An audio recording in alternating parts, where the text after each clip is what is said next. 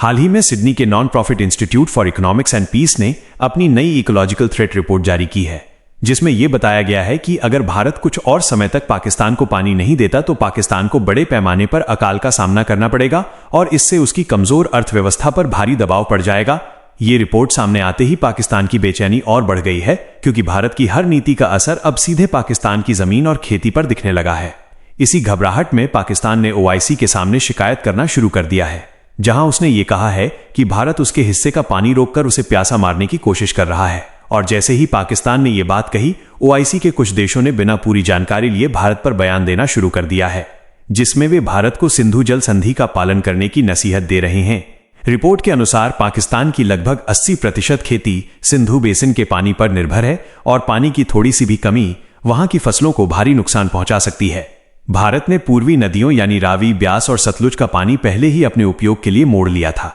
जिससे पाकिस्तान में पानी की कमी बढ़नी शुरू हो चुकी थी। और अब रिपोर्ट ये बताती है कि भारत पश्चिमी नदियों की ओर भी कदम बढ़ा रहा है। इन पश्चिमी नदियों में सबसे पहले चिनाब नदी आती है, जिस पर भारत ने बगलिहार डैम बनाकर पानी के बहाव को नियंत्रित कर लिया है और इसकी वजह से पाकिस्तान की तरफ जाने वाला लगभग 90% पानी कम हो चुका है। इसके बाद झेलम नदी पर बना किशनगंगा डैम भी पूरी तरह सक्रिय हो चुका है, जिससे पाकिस्तान को इस नदी से भी केवल थोड़ा सा पानी ही मिल पा रहा है। अब भारत सिंधु नदी पर सावलकोट हाइड्रो प्रोजेक्ट तैयार कर रहा है, जहां इस नदी के पानी का अधिकतम उपयोग बिजली उत्पादन के लिए करने की योजना है। रिपोर्ट में यह स्पष्ट बताया गया है कि जब ये सभी प्रोजेक्ट पूरी तरह से ऑन ऑपरेशन में आ जाएंगे तो पाकिस्तान के कई इलाके, खासकर उसके खेती वाले क्षेत्र, गंभीर सूखे की चपेट में आ जाएंगे और पानी की कमी से वहां की मिट्टी खराब हो जाएगी, महंगाई आसमान छूने लगेगी और पाकिस्तान की अर्थव्यवस्था को खड़ा होना और मुश्किल हो जाएगा। पाकिस्तान की इसी घबराहट ने उसे OIC के दरवाजे पर पहुंचा दिया है, जहां उसने कहा है कि भारत जानबूझकर उसके लिए हालात और खराब कर रहा है और पानी रोककर पाकिस्तान को आर्थिक और मानवीय संकट में धकेल रहा है। पाकिस्तान ने OIC से यह भी कहा है कि वो भारत पर दबाव डाले ताकि भारत सिंधु जल संधि के तहत मिलने वाला पानी देना फिर से शुरू करे। पाकिस्तान की इस गुहार के बाद OIC के कुछ देशों ने भारत पर बयान देना शुरू कर दिया है, जिनका कहना है कि भारत एक तरफा कदम उठाकर स्थिति को गंभीर बना रहा है। OIC के सेक्रेटरी ने कहा है कि भारत को चाहिए कि वो पश्चिमी नदियों का पानी रोकने जैसे किसी भी कदम पर दोबारा विचार करें, क्योंकि इससे दोनों देशों के बीच तनाव बढ़ेगा। OIC का यह भी कहना है कि पाकिस्तान पहले ही आतंकवाद के आरोपों और आर्थिक संकट से जूझ रहा है और ऐसे समय में पानी रोक देना मानवता के खिलाफ है। पाकिस्तान ने इसी बयान को अपना सहारा बनाकर अंतर्राष्ट्रीय मंचों पर फिर से ये मुद्दा उठाने की कोशिश की है, ताकि दुनिया भारत पर दबाव बनाए और पाकिस्तान को पानी मिल सके। हालांकि भारत ने OIC के बयान पर प्रतिक्रिया देते हुए कहा है कि वो किसी के भी दबाव में आकर अपनी सुरक्षा और राष्ट्रीय हित से समझौता नहीं करेगा। भारत के विदेश मंत्रालय ने बड़ा और स्पष्ट बयान दिया है कि खून और पानी एक साथ नहीं बह सकते और जब तक पाकिस्तान आतंकवादियों को खुली छूट देता रहेगा, भारत उसके साथ किसी भी तरह का पानी साझा नहीं करेगा।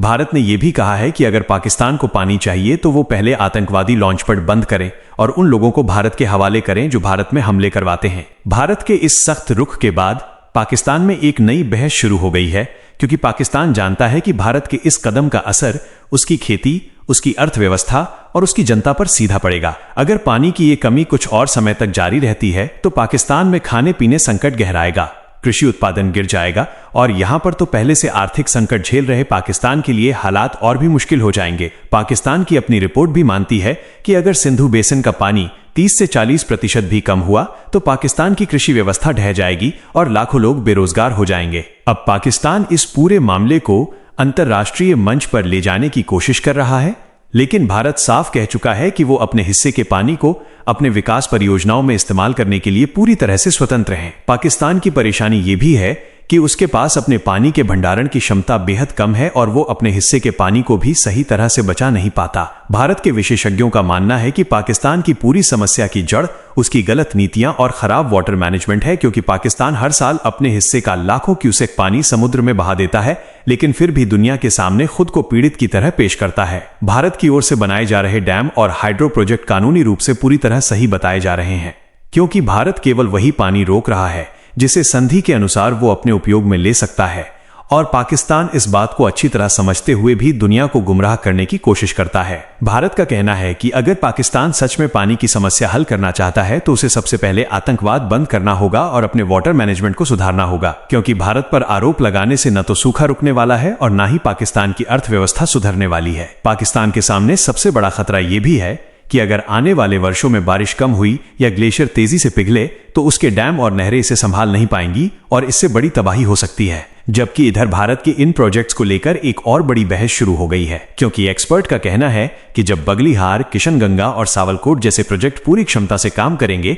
तो भारत को लगभग 10 से 12,000 मेगावाट तक अतिरिक्त बिजली मिल सकती है और इससे भारत के उत्तरी राज्यों को सीधा लाभ होगा। इन प्रोजेक्ट से भारत की ऊर्जा क्षमता बढ़ेगी और बिजली के आयात पर निर्भरता भी कम होगी, जिससे भारत की आर्थिक स्थिति और मजबूत होगी। भारत की ऊर्जा जरूरतों को देखते हुए यह बात भी महत्वपूर्ण है कि भारत अभी थोड़ी मात्रा में बिजली पड़ोसी देशों से इंपोर्ट करता है, जिसमें सबसे बड़ा हिस्सा भूटान का है, जहां से भारत करीब 1000 से लगभग 1500 मेगावाट तक बिजली खरीदता है। इसके अलावा नेपाल से लगभग 500 मेगावाट और बांग्लादेश से 200 मेगावाट के आसपास बिजली का आदान प्रदान होता है। लेकिन ये कुल मिलाकर भारत की कुल बिजली खपत का केवल एक बहुत छोटा हिस्सा है। एक्सपर्ट का कहना है कि जब भारत के अपने हाइड्रो प्रोजेक्ट पूरी क्षमता से काम करने लगेंगे तो भारत की बाहरी बिजली पर निर्भरता और कम हो जाएगी और उत्तर भारत के कई राज्यों को स्टेबल और सस्ती बिजली मिलनी शुरू हो जाएगी। अब सवाल यह है कि क्या भारत को पाकिस्तान पर तरस खाना चाहिए और क्या भारत को उसे पानी देना चाहिए या फिर भारत को अपने राष्ट्रीय हितों को प्राथमिकता देनी चाहिए? नीचे कमेंट करके जरूर बताइए।